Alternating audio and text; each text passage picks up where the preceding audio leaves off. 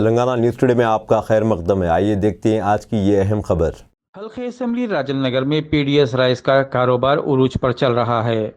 راج Nagar police station حدود، Attapur police station حدود، میلاردوپلی police station حدود میں پی ڈی ایس رائس کا کاروبار عروج پر ہے۔ اس کی اطلاع پولیس کو نہیں ہے، اس کی اطلاع سول سپلائز کو نہیں ہے، یہ ہو نہیں سکتا۔ کیا اس کی اطلاع اسپیشل آپریشن ٹیم کو نہیں ہے؟ یہ سب جان کر بھی انجان کیوں بیٹھے ہیں؟ بڑے ڈیلرز چند پیسوں کے لیے معصوم بچوں کو پیسے کا لالچ دے کر گاڑیوں پر چاول منگا رہے ہیں۔ اگر معصوم بچوں کو کچھ ہو جائے تو اس کا ذمہ دار کون ہے؟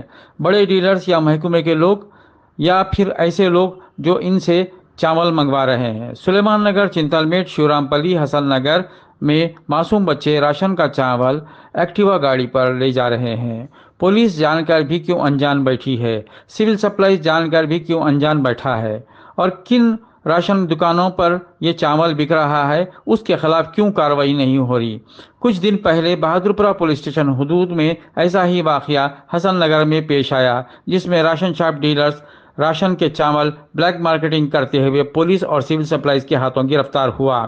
پی ڈی ایس کے بڑے ڈیلرز ہر کاروبار کرنے والے ضرورت مند بچوں کو اس میں ملوث کر رہے ہیں۔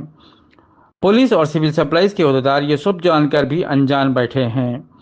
پی ڈی ایس رائس کا کاروبار کرنے والے اکثر گانجا اور دوسرے نشے کے عادی بچوں کو اس میں استعمال کر رہے ہیں، یا پھر ان بچوں کو اس کا عادی بنا رہے ہیں۔ اب یہ پولیس کے اوپر ہے، وہ ان کے خلاف کیا کارروائی کرتی ہے۔